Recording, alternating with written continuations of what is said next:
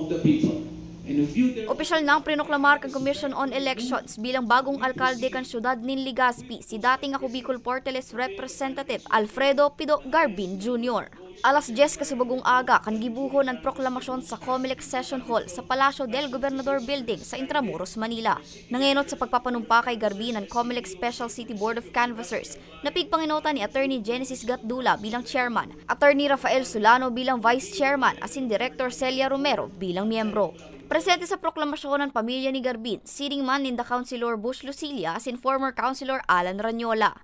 Ginibo ang proklamasyon kasunod kan pigpaluwas na desisyon kan Korte Suprema na nagdidiskwalipikar kay Carmen Geraldine Rosal bilang kandidato kan May 2022 elections huli sa pagbalgar sa Omnibus Election Code makalihis na manaonin 2,000 pesos na ayuda sa mga senior citizen asin tricycle drivers. Nagkapirang aldaw antes ang pirilian. Sigun kay Garbin, dakulaan sa iyang pasasalamat sa unanimous decision kan Korte Suprema asin sa pagsuporta kay ni sa desisyon kan COMELEC Anbank na nagdedeklarar sa iya bilang ama kan syudad makalihis ang 3 taon na paghalat asin dipisil na laban.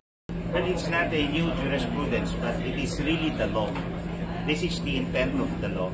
Ang sabi ng batas, when a candidate is disqualified, he should not be voted upon, or his or her vote shall not be counted. Meaning, pag ikaw disqualified, hindi ka pwede botohan, or kung naproklama ka, yung boto mo dapat hindi bilangin. So yun ang batas, yun ang plain language of the law. And I think the COMELEC and Bank was right in implementing the same.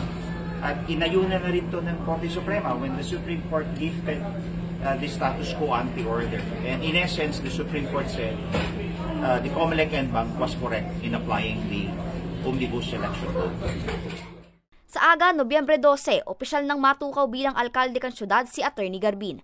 Pila sa matututukan niya subuot ang pagpapakusog kan mga proyektong pang-infrastruktura, salud, edukasyon, transportasyon, turismo, solusyon sa problema sa tubig, kuryente, asin iba pa.